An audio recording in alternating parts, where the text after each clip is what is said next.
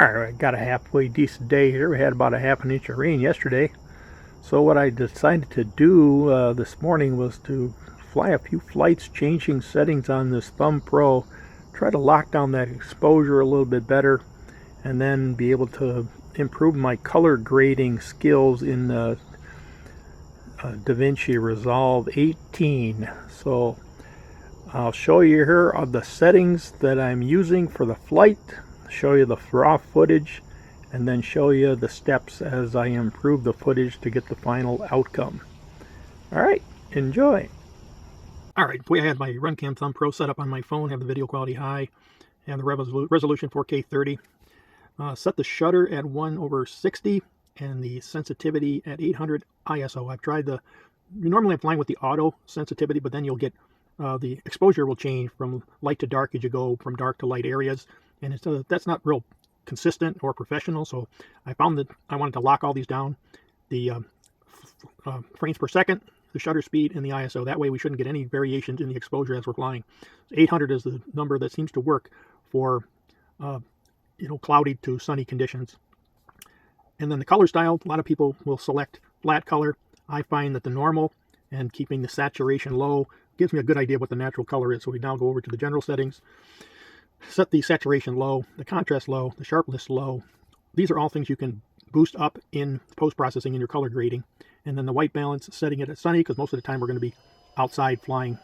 And so from that, you can generate the QR code, scan that in, and you're good to go. Alright, so I got on the screen here the raw footage that I got off of the camera after, and then I have it stabilized, you can see down. So I ran it through gyroflow. Just show you, I got about a minute. You can see as we were going here, it's I got low saturation turned on, so you're going to see that yes, we got a lot of color, but it's low saturation, low contrast, low sharpness. But what I'm going to just demonstrate here is I'm going to kind of fly through some darker, brighter areas, and then the one thing I want to find on the flight is a white area. So you can see up here on my shed is I'm kind of eyeballing that. I'm going to use that spot to set the white balance when I do the grading. Then I'll fly around the front, which has got a lot more sunny conditions. Again, doesn't look usable obviously right off the camera because those settings that I put in there. But the whole point is we're going to correct all this in the color grading in DaVinci Resolve. You can do essentially the same thing with other cameras as well with other editors, but process is about the same for all of them. You just got to kind of get used to the camera that you have, learn the settings that work for the basic capture, and then learn the steps, the comparable steps that I'm going to show you in the particular editor you're going to be using. Alright, so I've got the basic file moved over to DaVinci Resolve. I'm on the Edit tab here. Going to move over to the Color tab. When you bring the Color tab up, this is going to be what's called your correction node. Now you can add a bunch of correction nodes together, and this is what I'm going to do to make individual adjustments that you can lock down each adjustment while you tweak other ones. I'm not going to show you exactly how to make that string of them, but I'm going to apply the grade that I have here, and here shows you what I do for each of them. I have a white balance node, contrast, saturation, shade and highlight, sharpness, the light, which is your brightness and your darkness areas, and then the hue grade at the very end. So first thing I want to do, and again, you want to do these kind of in sequence, and then whatever one you do, the subsequent ones will take advantage of what you corrected in the prior node or the earlier nodes. So what I'm going to do is I'm going to go to a place in the footage. Actually, I'm going to probably just scrub my way up to the point that I mentioned, which was up near the shed there. Okay, let me just get around here.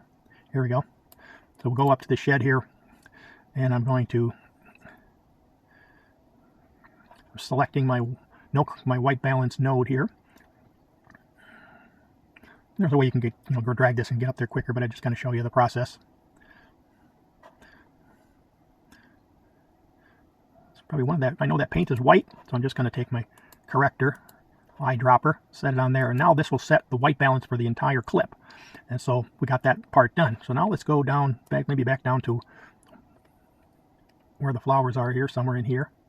Now I'm going to change the contrast. So I just select the contrast node, then I go down to contrast on my color wheels over here, and I just make adjustments to that contrast to the liking that I have. We can start there and see how that holds out on the rest of the clip. I can always go back and just change that one. I'm going to just zoom in a little bit more here with into where the flowers are. and so I'm going to get a little bit better idea of what I want to have for saturation.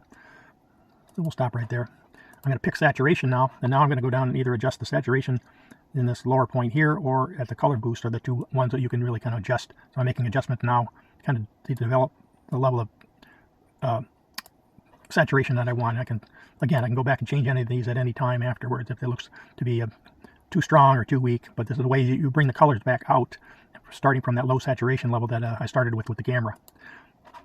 So we'll go down and back down into the flowers again here, and then we'll hit shadows and highlights. So now I got the shadow highlight node enabled, and then down here on the color wheels there's shadows, so you just adjust that. You can see how the background is changing a little bit. Highlights, just kind of adjust them to your liking, and then move on to sharpness. Now sharpness, you have to actually activate the qualifier here and click this little icon here, and then the sharpness is this icon here, and then it's the radius that you're going to be wanting adjusting. And you can see it really makes quite a difference between the raw and what we can get out of it afterwards here. So I'm going to set the sharpness about right there. All right, and the next step is the light. So usually with the light you go over to your scopes, your parade scopes over here. You're trying to get the low and the highs to not go to oversaturation or underexposed, and you make those adjustments by the lift, the gamma, or the gain. So if I just change the gain up or down, I can change the brightness level overall. You do the lift, will bring the bottom end up. So what you're trying to do is avoid oversaturation or underexposed. And then the last step would be this hue colors. Now if you don't change anything with the hue, things will be looking just fine, but you can see if I adjust the hue down in the corner here, I can make a significant difference in what the overall hue is going to be for the scene. So this is where you can go, if you want to have kind of an orangish or a teal look or a greenish look for cinematic, you can just do that just by changing the hue down on the bottom line here, or you can just leave it the default at 50. Okay, that's the basic steps. Let's just take a look at what this did overall to the movie. We've got our colors back, we got things nice and sharp, and I'm just going to stop it here and I'll show you what it looked like originally. There's what it is with none of the filters on, none of the nodes activated. Here's with all the filters activated.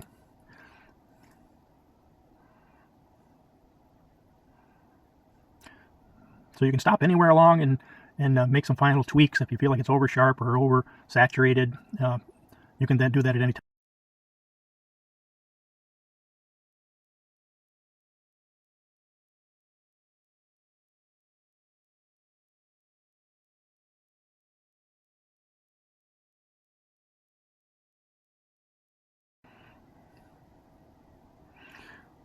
I'm thinking this is looking pretty good.